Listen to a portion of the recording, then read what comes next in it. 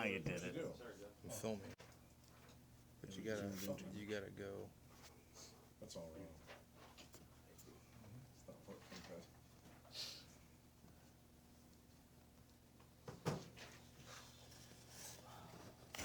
Working, we ready? Yes. You good, is it on? I don't Little know. time's taken away right Okay. there. Yep, I see it. Tiki, tiki, Crooked. time? They're gonna have to be sitting Yeah, there you're like you're a this. little so you're gonna have to lean the one way because This way? What about when I go to the right? Slider You're phone just underneath doing there. that on purpose now.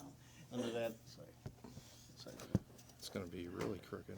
I got a reason for that. So Raise this side. And just one of those other flips. That's too much. that's too much. Listen to the chief. He said the end of one of those clips.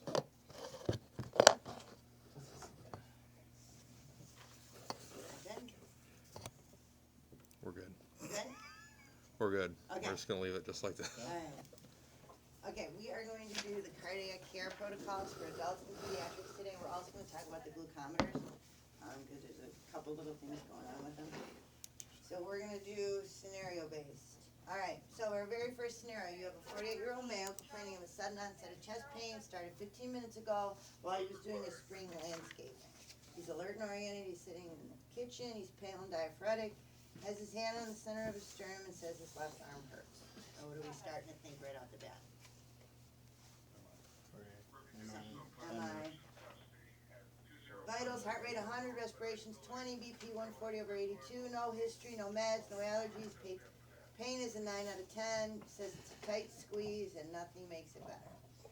So here we go, here's his 12 lead. So I circled certain things. So right now we're looking at V1, V2, V3, V4, got ST elevation V5. We don't have anything here, but soon we will if we don't do anything with this guy. So let's look at the heart real quick. So what's going on? So here's your heart. And remember, when we look at a 12 lead, we're looking at various parts of the heart. So we're just kind of staying in the V1s. So V1, V2, V3, V4, V5, and V6. So this is septal. This is anterior. And this is lateral. Now, so his MI is right here.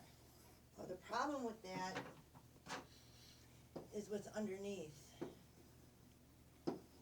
We have that electrical system. So the messages are going here. So anytime you've got somebody with a septal anterior MI, they have the capability of knocking out their AV or their ventricles. So you want to make sure you put combi pads on him. Because he might go into VFib, but he also might do what? Knock out that AV node and go into a third-degree heart block. So you have the ability to do both. I mean, I know some places don't even carry anything but combi pads anymore, but if you happen to still have separate pads, anytime you're looking at that, because that's what he's knocking out. So this is huge.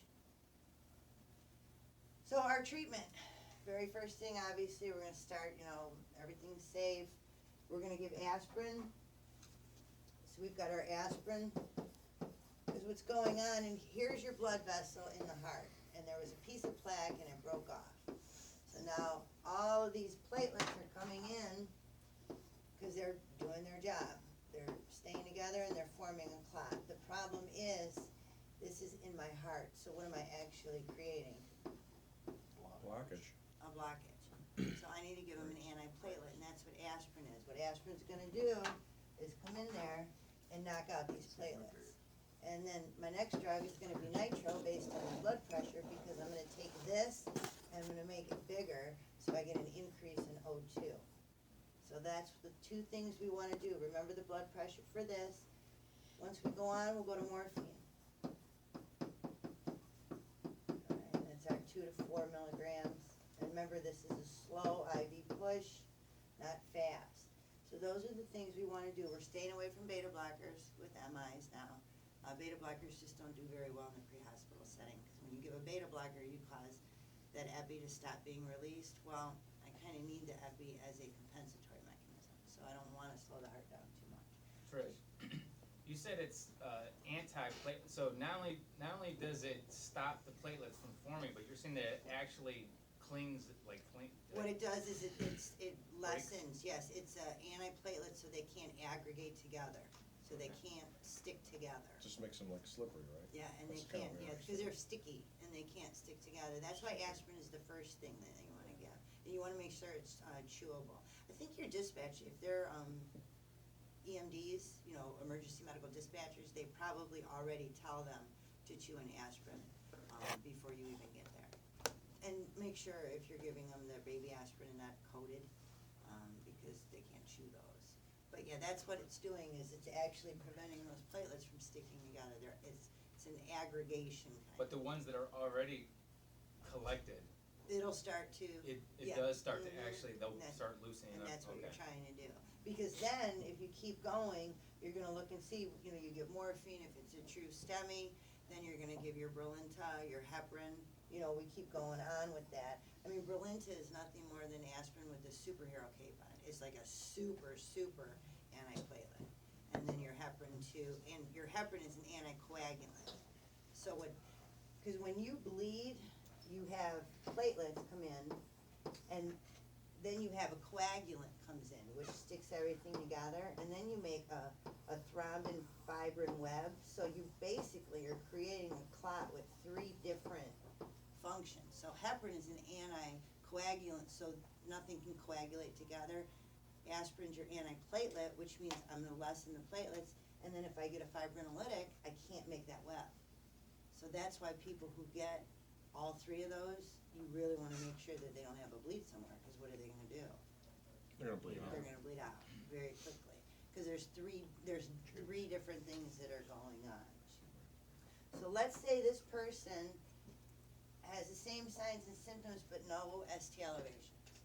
Are we gonna say, okay, you're fine and you're gonna go home? No, we're not gonna do that.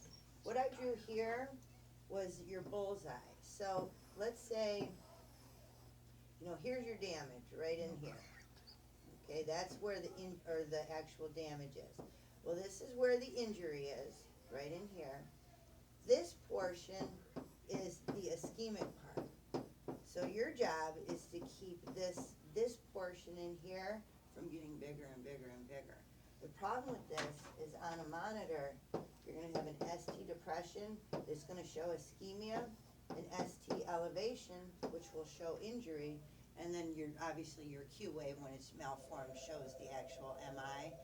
You're not worried about the Q wave, you're worried about these 2 things. The problem with an ST depression is you only have about 20 minutes of seeing an ST depression. If you don't fix it, the body's gonna take over and it becomes injured, so then you'll have your ST elevation. So your ST depression isn't gonna be there very long. So if you see that, you really need to be aggressive with it, okay, and start the treatments. All right, and the treatments are still the same. You're gonna watch your oxygen, their SpO2 is fine and they're not having trouble breathing, you're gonna stick with that nasal cannula, because remember, the problem with too much oxygen is if I don't need it, it's gonna vasoconstrict.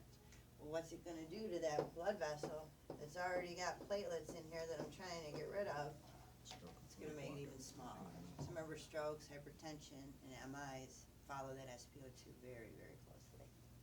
So any questions with that scenario? Alright, and this is what we've already gone through, our aspirin, our nitro. You're always gonna ask with the nitro, what did you take? If it's a man, did you take Viagra, did you take Cialis? Usually if they took it, you're probably gonna find them where? In the bedroom. Naked in the The first. bathtub. Yeah, Right, they in the were- bathtub? Yeah, they were What's the doing their thing, and they're, don't do that. Alright, so check the BP. With those nitros, you can give up to 3, and again, then we're gonna start with our morphine, and we keep going from there. Trish, real quick. Yeah. What if their blood pressures, they have taken a Cialis or Viagra, and their blood pressure's in acceptable range? Can we, It's in Yeah. an acceptable range. is it still okay to give it That's a then? med control order. Okay. If they've taken it within 48 hours, but their blood pressure is still in an acceptable range, you need to contact med control, ask them what they want you to do. Okay. It's gonna depend on med control, and it's also gonna depend on how high their blood pressure is. I mean, if they took it, a day and a half ago, and their blood pressure is 130, Right. chances are they're gonna say go ahead. But Okay. if they just took it, Mhm.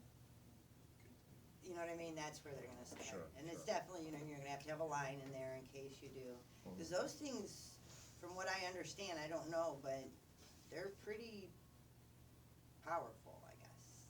I don't know. Let's keep moving. All right, so scenario 2, you're dispatched to, any questions about just your MIs before we go on? Everybody good? You guys do this all the time, so you know. All right, so you're dispatched to a local department store for a 62-year-old female who is extremely weak and in and out of consciousness. I'm going to put this out there right now. She's not shoplifting. All right, as everybody keeps going, she's a no, she's not a shoplifter. There really is something wrong with her.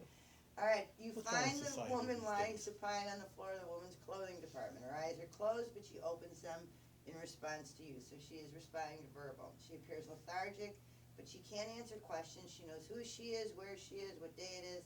She says she just feels so weak. Stand by, Station 1 medic.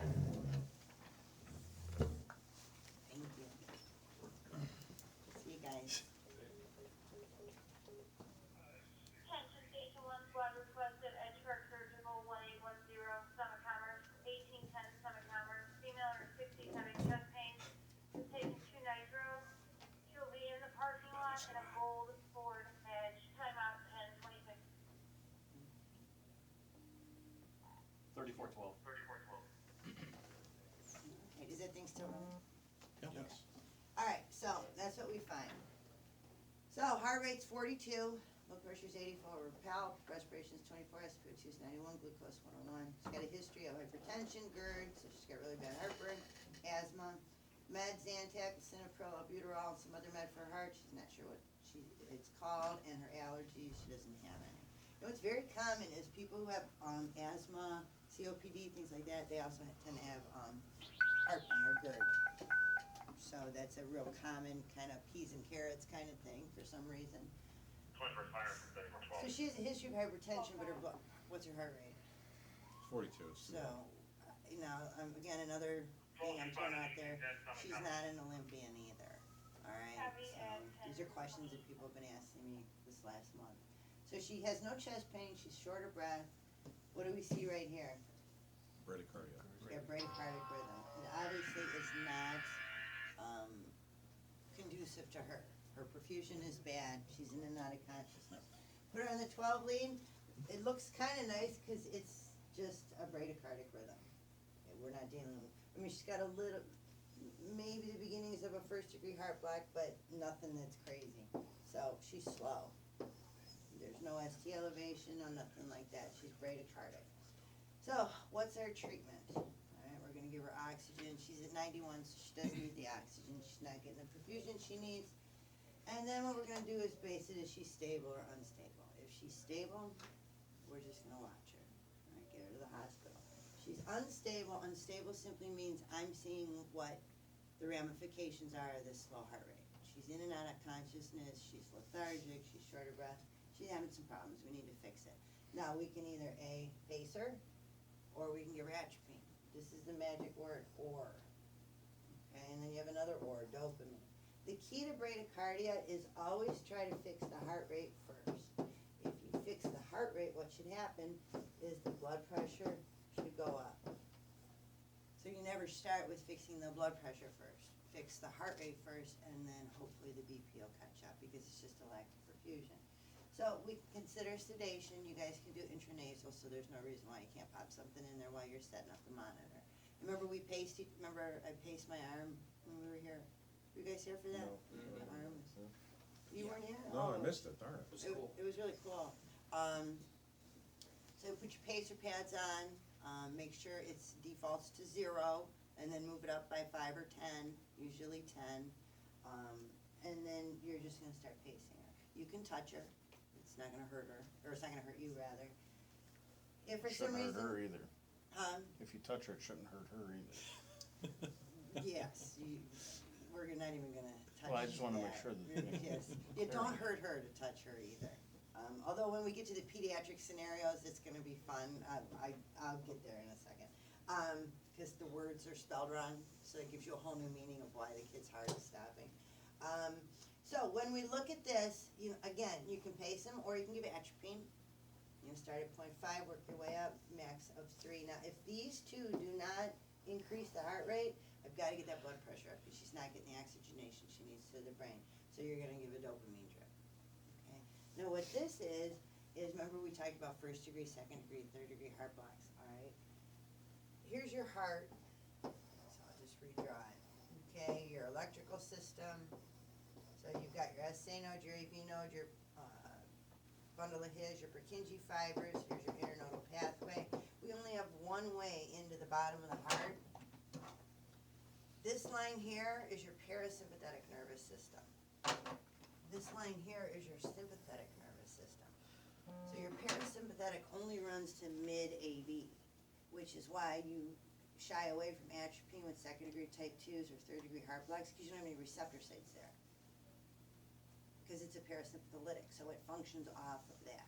That's why you always shy away from it, and it can actually bounce back and cause them to go even slower, because it's just gonna hook up to a parasympathetic receptor in the top of the heart. Does that make sense?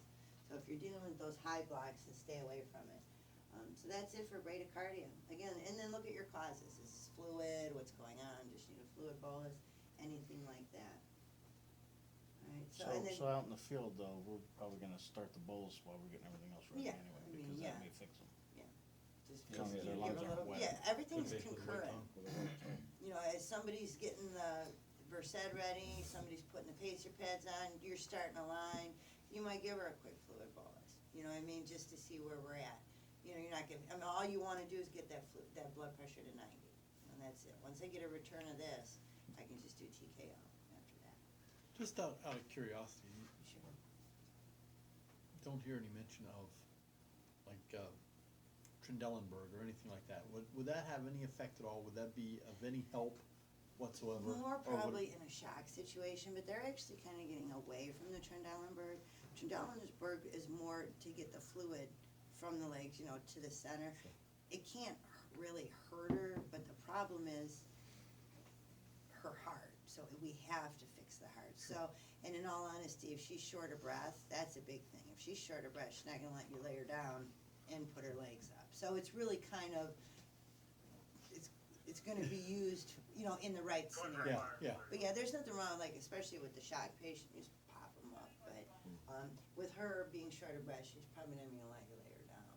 You know, she's gonna be holding on in and out. When we pace, the big thing, remember with pacing is normally your SA node, which is your P wave, is the one who's in charge of the heart.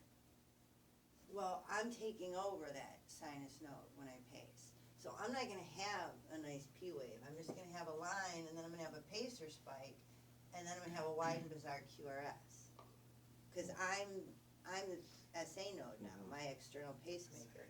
So that's my P wave, so to speak. So make sure that you've got a matching pulse with that.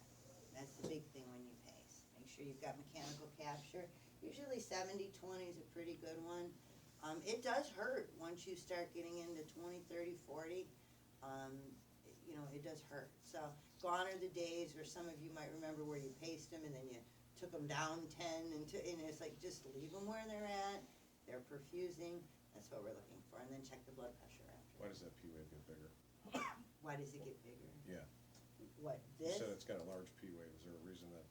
No, you mean this? The Oh, QRS the is why. QRS, because Oh, I'm I actually mean- sending an electrical spark through it. I mean, a T wave, I'm sorry.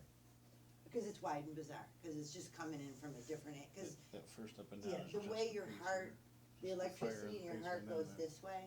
The It QRS, starts yeah. at the SA node, and here's your ventricles, okay?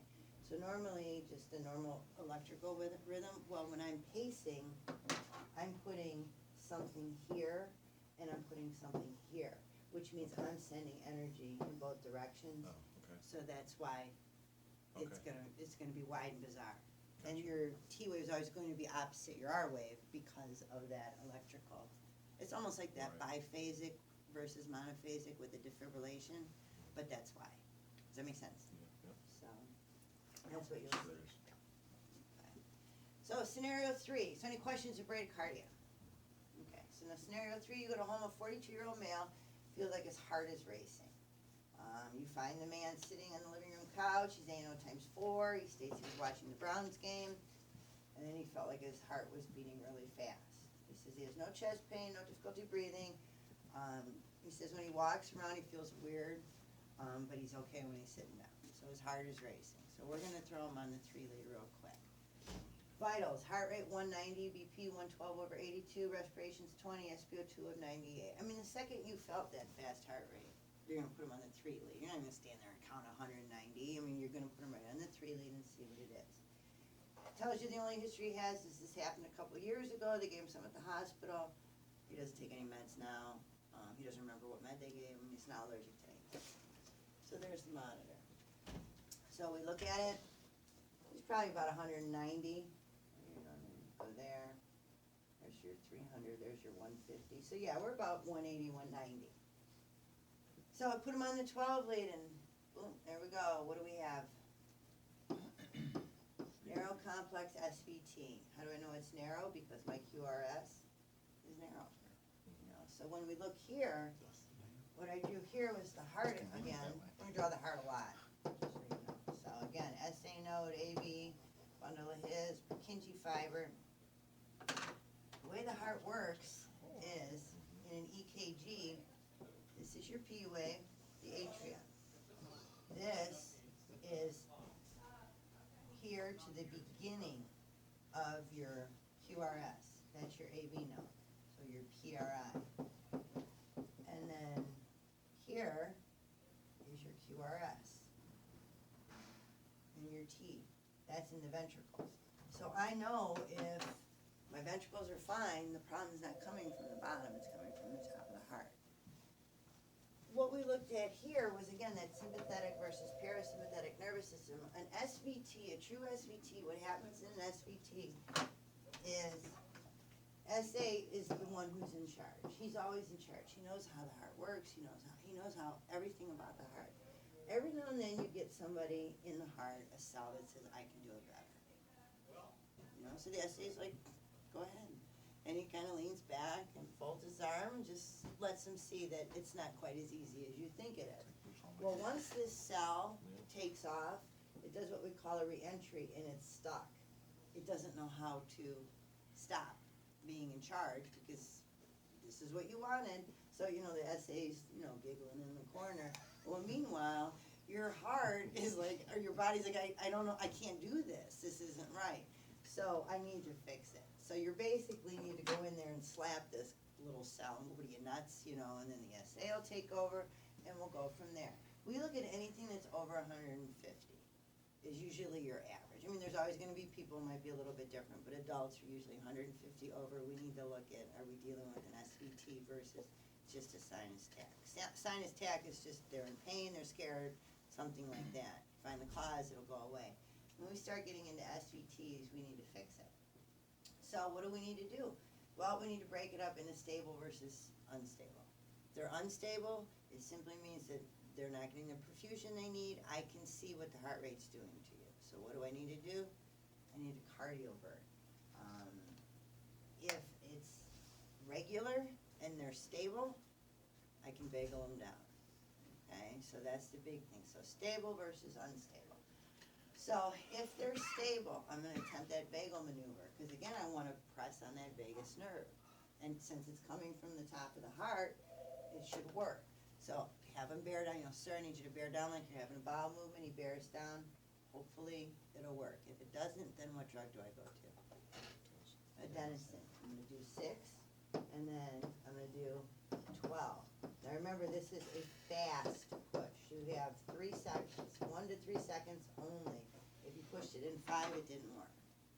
All right, so you have 1 to 3 seconds. Now sometimes what might happen with this is you push it, and the patient goes, I don't feel, and it goes just like that. And you look at the monitor, and they're in asystole, and you're like, oh my God, I killed him. All right, now that's only supposed to be for like a couple seconds. If it's 30 seconds and they're still in asystole, Do something. you did kill them, okay? And you did kill them, and you need to fix it, all right, soon, because you did it. So again, it's only a couple seconds, you know, and it's not doesn't happen to everybody. Some people might say they feel like a warm flush, but adenosine is nothing more than a chemical cardioverter. I'm just not using a machine to cardiovert you. I'm chemically cardioverting. Now, if 18 milligrams of adenosine doesn't work, you're going to call med control for beta blockers. Where should you really be at this point after 18 milligrams of hospital. adenosine? Please be at the hospital, okay? That's what we're looking at. So when we go to unstable, let's look at this. It's the same patient, but they have chest pain, they're hypotensive. So now what we need to do is we need to cardiovert. So what I was showing everybody here with this heart is the way you're, again, SA node, AV, bundle of heads, Purkinje fibers, you're gonna be like nightmares about this. We break the heart in half. Top of the heart, you're looking at AFib, A-flutter, SVT, okay, and then your heart blocks.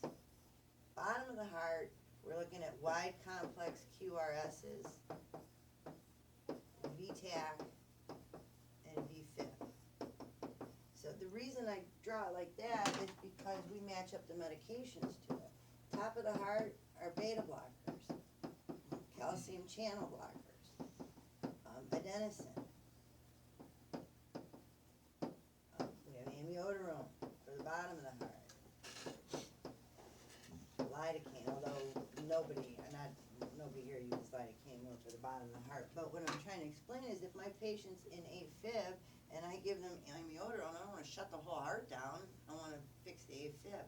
So I'm going to stick with beta blockers, calcium channel blockers. If my patient's in SVT, they're going to get adenosine.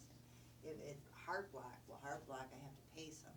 I can't do anything. There's really no medications other than a little bit of atropine if it's real slow and it's like a first degree or second degree type 1. Bottom of the heart, wide QRS, VTAC, VFib. Well, these are your heavy guns. So amiodarone, lidocaine, I need to redo the whole ventricle. So that's how the medication goes in that order. So when we look at these patients who are in SVT, I need to cardiovert this person. Adenosine didn't work. Okay, it's still narrow. Once we switch it and it goes to wide, we're going to look at something different. So when I go to cardiovert somebody, sedate them if you can. And again, this is easy now with intranasal. There's no reason you just pop it in while you're getting the monitor ready. When you cardiovert, you're going to start at 50 to 100 joules. No response. You go to 200, 300, 360. Now, if it's AFib, this is the big one. You're going to start at between 120 and 200 joules. You all know what AFib looks like. Very irregular. We always say if you're fibbing, when you're looking at it, it's AFib, like you're going, oh, it could be this, it could be that, it could be that. It's AFib. It's not making any sense, things like that. The reason we would cardiovert at 120 to 200 initially is because remember what happens in your AFib, your atrials are going like this. Well, all that blood is just coagulating. When blood coagulates, what does it form? A clot. Well, I go in there and I cardiovert you and I take those atriums and I make them start beating normal again. So what am I going to start sending out? Clots. That's why it's the lesser of two evils. I'd rather give you one cardioversion and hopefully fix it than give you 3 or 4. Because every time I cardiovert, I run the risk of sending a clot through. So that's why AFib is a little different than just your regular SVT. That makes sense? Okay. So go on from there. All right. When we cardiovert, please make sure that you hit the sync button. So here's your P wave, QRS, and your T. You'll see a dot on the R wave. The reason for that is because you need to avoid this portion of the T wave. Okay, I'm going to explain why. P wave is your atrial. PRI is your AV node. QRS is your ventricles. Your T wave are your electrolytes. So in your T wave, what's going on is, you know, your mag, your potassium, your sodium, your calcium, everything's getting back into order. So in the T wave, I'm getting all those ratios back to where they need to be. So that needs concentration. So the heart needs to concentrate on that. So this portion of the T wave, from here to here, this is complete concentration. Nothing can bother the heart. You know when you're working on a project, leave me alone. You shut the door, boom, and then when you start getting a handle on it, then you can start to multitask. Well, this portion here, this relative refractory portion, or the second portion of the T wave, if I stimulate that enough, I can actually, the electrolytes aren't all where they're supposed to be yet. and they're getting ready for another contraction. So if I stimulate this hard enough, I can actually cause my patient to go into VFib or VTAC. So this is why, like, people get tased, sometimes will die. They got hit on that relative refractory period. That, every now and then you get somebody who gets punched in the chest, or they hit with a baseball or something like that. That's why they got hit on that relative refractory period. So making sure you hit that sync button every time prevents that. So, makes sense. Okay. Is it still rolling? Yes. All right, so any questions with that? Remember, this is delayed, so you have to hold the button until it does sync with it, and then it'll catch. Okay, if your patient isn't sedated, they will remember you. It could be years, and they'll remember you. 'Cause it hurts. All right, so now let's say we have the same patient, but you put them on the monitor, and it's a wide complex TAC. All right, so that's what you see. All right, now, let's go back to what I drew before, your AFib, A-flutter, SVT, your blocks, VTAC, VFib. We know with it being a wide QRS, what part of the heart are we dealing with? Bottom, the ventricles. Well, again, I need my heavy hitters with this. So we need to break this up. Not only is it stable versus unstable, we also need to look and see, is it regular versus irregular? Because right now, this bottom of the heart's going crazy. So this is nice because it's regular. I'm like, okay, we're good. So with it being regular, what I can do is I can attempt a vagal. It's not going to hurt them. Bear down while I'm getting stuff together. But it's what we call monomorphic, which means it's the same. Mono means one. So it looks the same all the time. It's just wide complex tachycardia. I can consider adenosine. Amiodarone is really what I'm looking for. It's why I'm not sure where it's coming from. If it's true VTAC, I just go right to amiodarone. But you can consider these things. You can consider as a top, bottom. Where are we dealing with? Amiodarone is going to be 150 milligrams and 20 mLs over 10 minutes. All right, that's what you're running your drip. If you consider adenosine, it'll be 6 and 12. But again, depending on how wide it is, if it's super wide, it's a wide complex. We don't have to worry about it. Now, if it's irregular, what that means is your T wave is going insane. So it's all over, and then it looks like this and like this. So what is wrong with my patient? What are they in? Torsades. They're in torsades. Usually torsades is an electrolyte problem. It's coming from the T wave. So if I was to give you amiodarone, if I was to shock you, is anything what do I need to do? With Get the torsades? electrolytes back in balance. That's exactly what I need. So what I need to do for torsades is mag sulfate. That's what's gonna help. Now, if it's not torsades, I can consider amiodarone and see if I can kind of numb up the ventricles a little bit. So that's regular versus irregular. So think of like certain things will cause torsades. Your antidepressant meds, all your amitriptylines, things like that. Those tricyclic antidepressants, those are huge in causing torsades. So any sort of electrolyte issue, look at that monitor. Okay? And then we talked about stable versus unstable. If it's unstable, I have to cardioverter them. There's nothing I can do about that. So we're still in the bottom of the heart, so we're going to start hitting out that amiodarone. All right, we just talked about that. Cardioversion, you can consider your amiodarone. And again, if it is irregular, you can do your MAG as well. All right, so now we look at cardiac arrest. Once you know you don't have a pulse, there's different protocols we look at. We're going to do, is it shockable versus non-shockable? If it's shockable, it's VFib or pulsus VTAC. If it's non-shockable, it's asystole or PEA. VFib is the most common in an adult that they're going to be in. It will be VFib. In a pediatric patient, it'll be asystole, and we'll talk about that in a few minutes. So what do? Again, I check for a DNR, all that other stuff, but I'm going to do CPR. I'm going to do my 2 minutes. I'm going to start bagging, use your rescue pod, all of that. If it's VFib or pulsus VTAC, I'm going to do my shock. Shock at 360 joules, 200 if it's biphasic. If it's monophasic, I don't even know if there's any monophasic monitors out there anymore. They're all pretty much biphasic. You can tell by when you turn on your monitor, it defaults, it'll say 200 joules, plus 2 if it's in blue, it's biphasic, so. Most of your monitors are, but you start at 200, work your way up, keep going. You're gonna start an IV or an IO, get an airway in there, all of that. Make sure you use your capnography, that's standard of care. That's gonna let you know right off the bat how you're doing, and then you're gonna give epi. What epi is doing is epi is a massive vasoconstrictor. All you're trying to do is create a spark. That's why I give it in PEA, I give it in systole, I give it in VFib and pulsus VTAC. I'm trying to create a spark. So if it's a shockable rhythm, that epi is going to increase the spark. So hopefully when I defibrillate, it's got something to grab onto. And then I can get him into a regular rhythm.